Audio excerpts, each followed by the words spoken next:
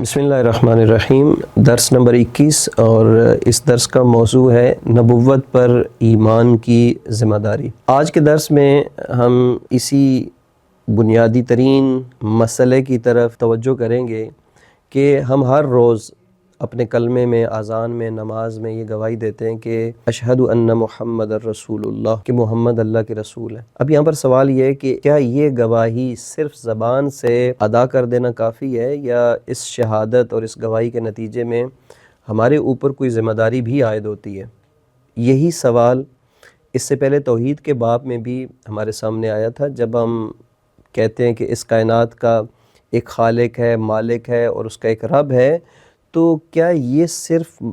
اس بات کو اتنا مان لینا کافی ہے، یا اس کا مطلب یہ ہے کہ زندگی کے تمام شعبوں میں اسی کو اپنا خالق، اپنا رب مانا جائے، پورا وجود اس کے سامنے پیش کر دیا جائے، اس کے حکم کے مقابلے میں کسی اور قوت،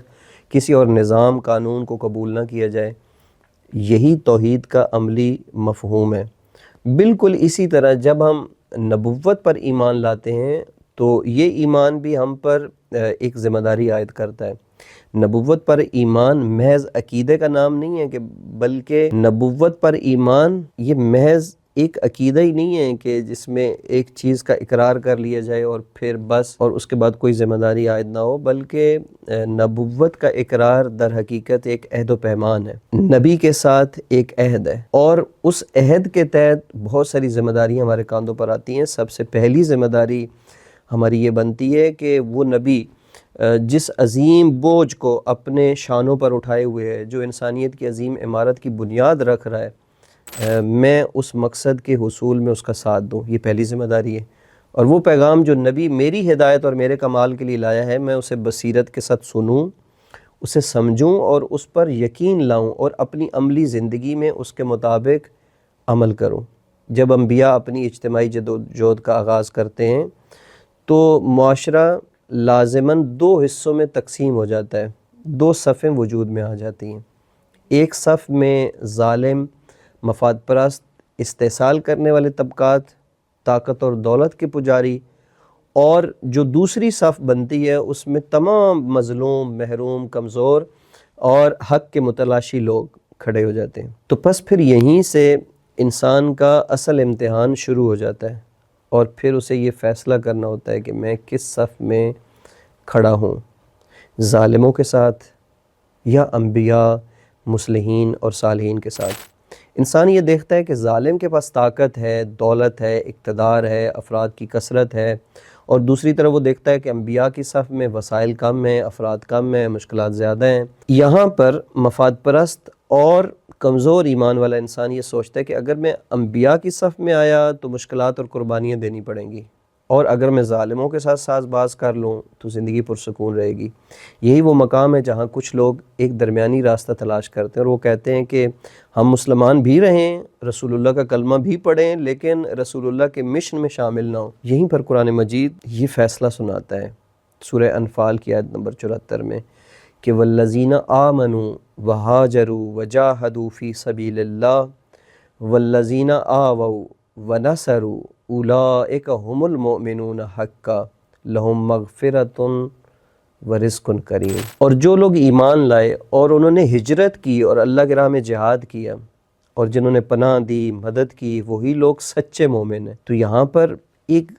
دائرہ کھینچ دیا گیا ہے کہ وہ لوگ کہ جو اپنے آپ کو ایمان کے دائرے کے اندر اپنے آپ کو محفوظ کرنا چاہتے ہیں، لیکن ان کی زندگی میں نہ ہجرت ہے، نہ ان کی زندگی میں جہاد ہے، نہ ان کی زندگی میں اللہ کے راستے میں کام کرنے والوں کی مدد ہے، استقامت دکھانے والوں کی نصرت ہے، یہ ساری چیزیں نہیں، اور پھر بھی چاہتے ہیں کہ ہم اپنے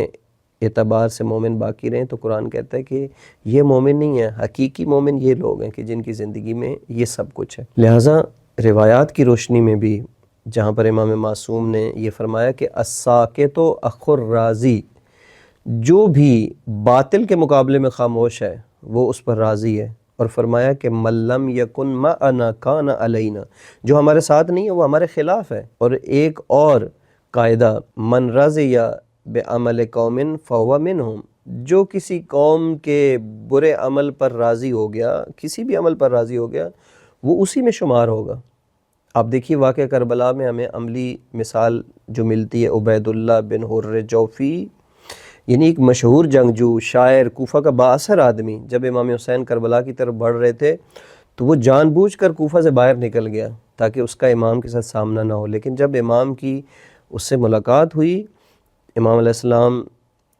نے اسے حق کی نصرت کی دعوت دی، تو اس نے کہا کہ اے فرزند رسول، میں جانتا ہوں کہ آپ حق پر ہیں، لیکن میں آپ کے ساتھ آنے کی طاقت نہیں رکھتا، البتہ یہ میرا گھوڑا اور یہ میری تلوار حاضر ہے، یعنی وسائل دینے کو تیار ہوں لیکن خود میدان میں آنے کے لیے تیار نہیں ہوں۔ تو امام علیہ السلام نے وہاں پر فرمایا کہ فلا حاجت لنا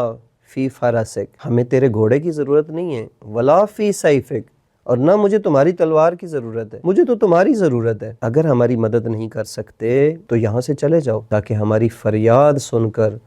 ان لوگوں میں شامل نہ ہو جاؤ جو ہماری مدد نہ کر سکے، اور اس مدد نہ کرنے کے نتیجے میں وہ خدا کے حضور جواب دہ ہوں گے۔ یہ جملہ نبوت اور امامت کے ایک معیار کو واضح کرتا ہے، ایک ذمہ داری کو واضح کرتا ہے کہ امام حسین علیہ السلام کو صرف تمہارے وسائل نہیں چاہیے، انہیں انسان چاہیے تھے۔ حق کے لیے صرف ہمدردی کافی نہیں ہے بلکہ حق کا ساتھ دینا ضروری ہے، اور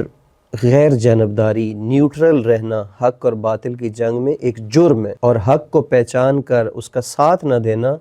یہ تاریخ کی ایک بدترین ناکامی ہے جو کسی بھی قوم اور گروہ کے اور فرد کے حصے میں آتی ہے۔ اس لیے کیا خوبصورت ایک شہید کا جملہ ہے کہ حق کی شناخت کے بعد ہاتھ پر ہاتھ دھر کے بیٹھے رہنا یہ حق کی توہین ہے، یہ حق کی توہین ہے۔ لہٰذا نبوت پر ایمان صرف ایک خالی ذہنی عقیدہ نہیں ہے بلکہ ایک ذمہ داری کا نام ہے، اور یہ ذمہ داری ہر دور میں ہم پر عائد ہوتی ہے کہ حق کی صف میں کھڑا ہونا، ظالم کے مقابلے میں خاموش نہ رہنا، اور انبیاء کے مشن کو اپنی زندگی کا حصہ بنانا، یہی نبوت پر ایمان کا حقیقی تقاضا ہے۔ پروردگار عالم ہم سب کو نبوت کا حقیقی معتقد اور نبی کے راستے کا حقیقی راہی بننے کی توفیق عطا فرمائے، اور آج کے زمانے میں رائے حق کا، محاذ حق کا اور حق پر چلنے والے، حق کے راستے کو طے کرنے والے صالحین کے ساتھ شمار فرمائے۔ والسلام علیکم ورحمۃ اللہ وبرکاتہ۔